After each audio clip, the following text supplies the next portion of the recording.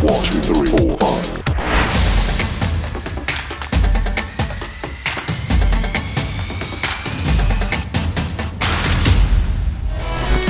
Happy weekend Cumi Lovers. Kasus DNA Pro yang menyeret sejumlah artis memang buat heboh jagat dunia maya. Iya kan guys? Banyak dari para artis papan atas yang telah diperiksa penyidik Bareskrim Polri terkait kasus pencucian uang lewat aplikasi robot trading DNA Pro Academy itu. Dari hasil pemeriksaan, mereka diduga menerima aliran dana dari aplikasi tersebut. Pasalnya, dari beberapa artis yang diperiksa, mereka telah menyerahkan uang yang diterima. Lantas, seperti apakah kronologi dan klarifikasi mereka terkait kasus itu? Nah, inilah 5 artis yang telah kami rangkum dalam Cumi Top 5 kali ini. Hai Cumi Lovers, sebelum lanjut jangan lupa ya untuk like, subscribe, dan share channel YouTube ini ya, supaya bisa menghibur dan menginspirasi banyak orang pastinya. Lanjut! 1. Rosa. Di posisi pertama, Mimin punya penyanyi kondang yang fenomenal nih guys, Rosa. Sebagaimana yang sudah kalian tahu kan guys, kalau Rosa dalam kasus investasi bodong DNA Pro ikut diperiksa Bareskrim Polri. Jadi, Teh Rosa tuh diperiksa karena disinyalir menerima aliran uang panas DNA Pro saat menjadi pengisi acara di platform investasi ilegal itu. Nah, usut punya usut nih, ternyata benar loh kalau sang diva tuh menerima uang sebesar 172 juta rupiah dari DNA Pro sebagai honor bernyanyi. Lalu, kayak gimana sih kronologi dan klarifikasi Mbak Rosa setelah diperiksa Bareskrim Polri? Mungkin ada beberapa hal. Yang pertama, kehadiran kita di hari Kamis lalu sebagai saksi di kantor Bareskrim, berjumpa dengan penyidik. Jujur ya, sebetulnya pas di sana tuh kita benar-benar diperlakukan dengan baik sekali oleh penyidik. Pertanyaan-pertanyaan yang dia berikan juga kita jawab juga dengan baik. Kita juga memberikan data-data yang memang diperlukan, diminta seperti misalnya surat kontrak dan lain sebagainya. Memang itu untuk menjadi data di penyidik untuk dipelajari. Apakah nantinya kelanjutannya akan seperti apa, mungkin saat itu begitu. Honorarium dan terkait pekerjaan yang waktu itu saya lakukan, yaitu menyanyi di salah satu acaranya DNA Pro di Bali di bulan Desember. Tidak mengendorse. Ya, jadi memang saya datang saat itu untuk menyanyi sebanyak 6 lagu kalau tidak salah, kemudian pulang, udah itu aja sebetulnya. Jadi betul-betul pekerjaan yang seperti biasa saya lakukan sehari-hari gitu. Kemudian datanya sudah disimpan di penyidik dan waktu itu ditanya kalau misalnya honorariumnya akan disita sementara gitu untuk diberikan kepada ke pengadilan, dijadikan barang bukti, apakah bersedia? Saya bilang saya bersedia, tapi saat itu juga saya nanya boleh nggak saya tahu kenapa gitu, tapi dijelaskan dengan jelas juga. Dan saat itu jumlah honorarium saya dipotong dulu untuk kepentingan operasional yang kemudian jumlahnya seperti yang udah diberitahukan oleh Pak Humas ya saat itu. Nah, kemudian seiring jalan memang harusnya kita juga mengembaliannya memang minggu ini ya Bang, harusnya. Kesepakatannya setelah proses penyidikan kemarin. Ya. Namun demikian, alhamdulillah ya Allah masih melindungi dan mungkin memang masih rezeki saya juga. Jadi kita dihubungi oleh Bareskrim, dikonfirmasi bahwa setelah dipelajari memang kontraknya tidak menyalahi dan tidak ada indikasi untuk mempromosikan terutama itu. Jadi saya memang pekerjaannya kebetulan waktu itu memang hanya menyanyi di atas panggung, udah gitu aja. Jadi akhirnya kita juga diminta untuk tidak menyerahkan dan juga tidak untuk dilakukan penyitaan. 2. Putri Una. Di posisi kedua, selain Rosa, ada DJ cantik dan seksi, yaitu Putri Una, yang juga terseret kasus investasi bodong DNA Pro. Setelah memenuhi panggilan polisi dengan didampingi oleh kuasa hukum, kelihatannya sih DJ Una tenang banget tuh menghadapi proses pemeriksaan yang berjalan selama sekitar 9 jam itu. Nah, usut punya usut nih, ternyata DJ Una tuh mengalami kerugian dengan nominal yang fantastis guys, menyentuh angka di 900 juta rupiah. Wow, banyak banget! Tadi alhamdulillah semua berjalan dengan lancar. Terus saya juga berterima kasih dengan penyidik sudah memperlakukan Una dan tim lawyer juga dengan sangat baik, sangat ramah. Dan Una tadi juga sudah berlaku kooperatif. Hari ini hadir di Bareskrim. Berapa pertanyaan kau nonton total? Cukup sampai 9 jam lebih nih. Iya. Baik. Cukup lama sih. Ada 20 kau atau begitu? Lebih kurang 30 pertanyaan sih. Tadi kita diperiksa dengan 35 pertanyaan dan terbagi dalam dua bagian utama. Ya, pertama adalah sebagai korban dan yang kedua adalah sebagai saksi. Nah, sebagai korban kita sudah menjelaskan kepada penyidik secara detail dana yang diinvestasikan oleh Una dan kemudian keluarga dan temannya. Setelah kita kalkulasi lagi, total dana yang diinvestasikan adalah 1,5 miliar. Menyerahkan kepada penyidik sejumlah bukti, sejumlah dokumen. Ada 3 yang kita serahkan. Bukti transfer dari rekening Una ke PT DNA Pro. Yang kedua adalah izin legalitas oleh PT DNA Pro yang katanya memiliki izin dari berbagai macam itu, termasuk dari OJK, dari macam-macam itu, tapi ternyata itu adalah izin pendidikan komputer. Ya. Lalu bukti yang ketiga adalah prospektus, ya, skema berinvestasi di DNA Pro. Kalau itu investasi berapa tingkat keuntungannya.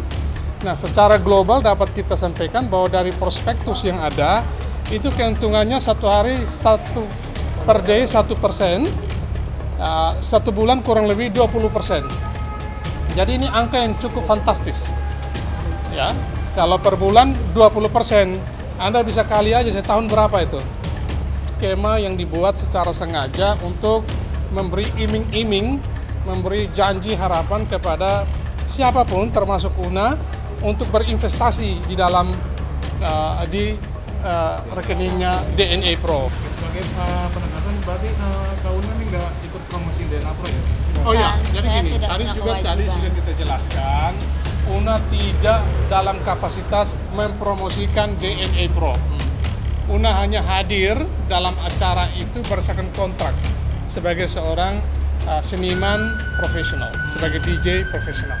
Itu. 3. Rizky Bilar dan Lesti Kejora.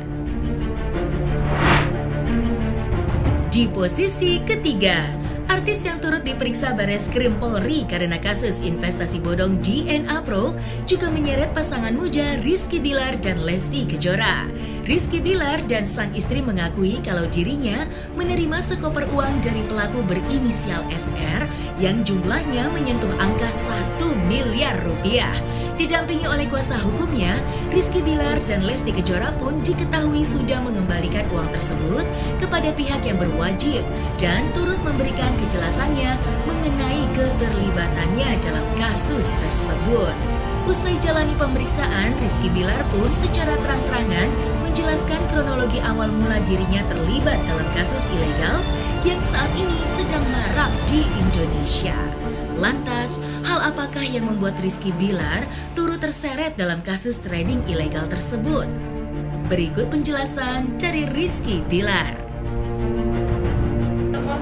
Kalau menilai nilai nominalnya, silakan ditanyakan ke pihak penyidik. karena kami tidak berwenang untuk menyampaikan nilai nominal tersebut. Ya sebenarnya gini, saudara RS ya, saudara SR ini diperkenalkan oleh salah satu partner bisnis saya, yang mana partner bisnis saya menjelaskan bahwa SR ini ingin berkolaborasi dengan kita, bertukar konten lah gitu ya di platform sosial media kita. Lalu saya tanya feedback yang bisa saya kasih apa, dia bilang bahwa dia hanya butuh exposure, hanya butuh tukar konten. Dan kebetulan karena saat itu kami lagi lahiran 1 bulan anak ya, anak kami tepat 1 bulan. Dia datang ke rumah dengan maksud tujuan untuk memberikan hadiah kepada anak kami gitu. Tapi saat itu kami tidak tahu nominalnya berapa gitu. Lalu datanglah beliau ke rumah.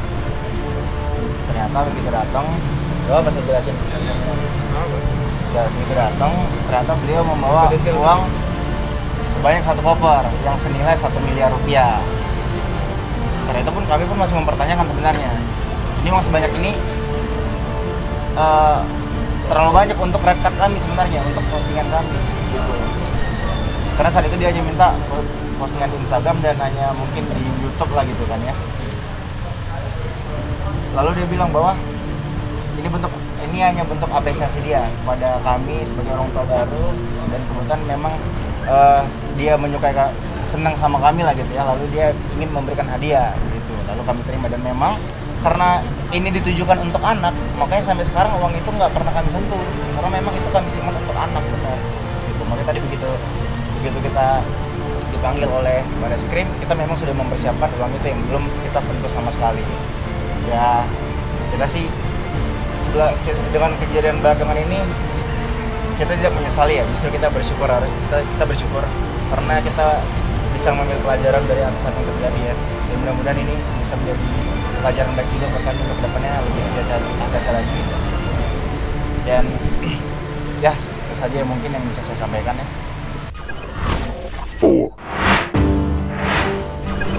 Billy Syahputra.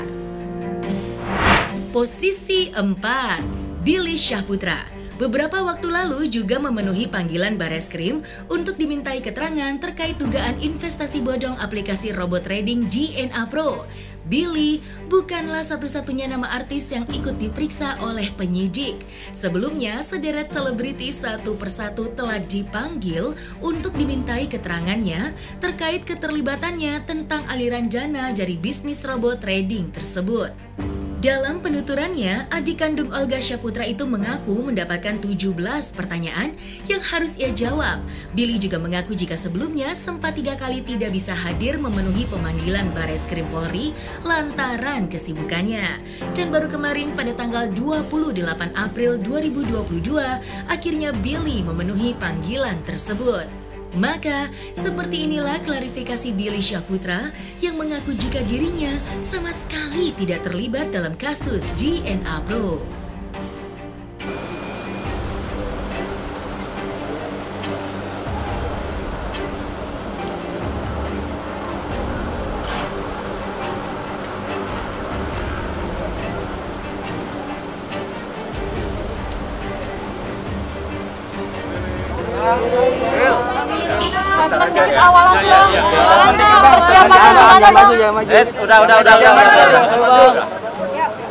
Kehadiran Billy di sini adalah sesuai dengan panggilan untuk menjadi saksi atas kasus DNA Pro. Jadi Billy akan menjelaskan semua. Sebetulnya nggak ada keterkaitan dengan persoalan bisnis itu. Billy hanya seorang penjual sebuah mobil, itu aja kaitannya. Yang lain nanti setelah pemeriksaan ya. Jadi Billy sebagai warga negara datang karena dia dipanggil untuk menjadi saksi. Ada, pasti kami akan menyerahkan sesuatu untuk membuktikan bahwa Billy adalah murni, pure bisnis, gak ada kaitannya dengan persoalan itu. Jadi dia sebagai seorang penjual.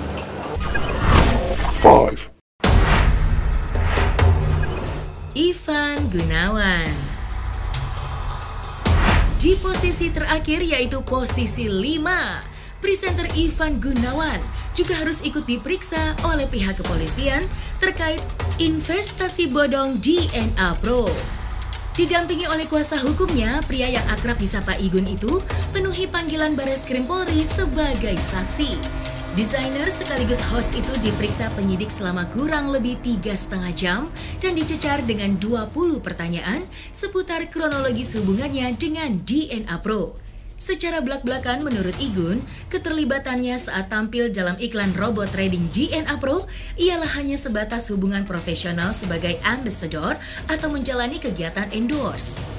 Ia pun menerima kontrak dengan tempo waktu 3 bulan. Ia pun tegaskan dirinya tidak terlibat sangkut paut dugaan investasi bodong robot trading DNA Pro. Jadi hari ini saya memenuhi panggilan Bareskrim Polri di dalam permasalahan sangkutan saya bersama dengan masalah DNA Pro. Jadi tadi saya ditemani oleh kuasa hukum saya Bang Sandi Arifin. Jadi saya sudah melakukan dan menjawab kurang lebih sekitar 20 pertanyaan. Sudah saya jawab dengan sangat kooperatif. Jadi di sini saya ingin menegaskan kepada teman-teman media bahwa hubungan saya dengan DNA Pro selama ini adalah saya hanya sebagai ambasador yang awalnya dikontrak selama 3 bulan untuk postingan Instagram dan juga Instagram baik feed maupun story. Jadi hubungan saya adalah pure hubungan profesional antara artis dan DNA Pro. Total kontrak yang diberikan oleh DNA Pro kepada saya hari ini saya kembalikan. Saya laporkan kepada Bareskrim. Intinya adalah saya tidak merasa bahwa itu merupakan rezeki saya.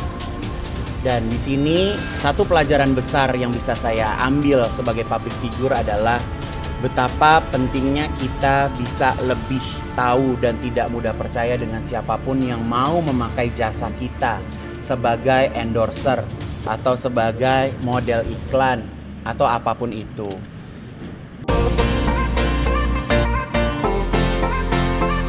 Gimana Cumi Lovers? Seru kan rangkumannya? Kita masih banyak lagi loh rangkuman lainnya yang gak kalah seru pastinya. So stay tune terus ya di Cumi Top 5 hanya di channel YouTube Cumi Cumi. Eits, jangan lupa untuk like, comments, dan subscribe-nya ya. See you, bye-bye!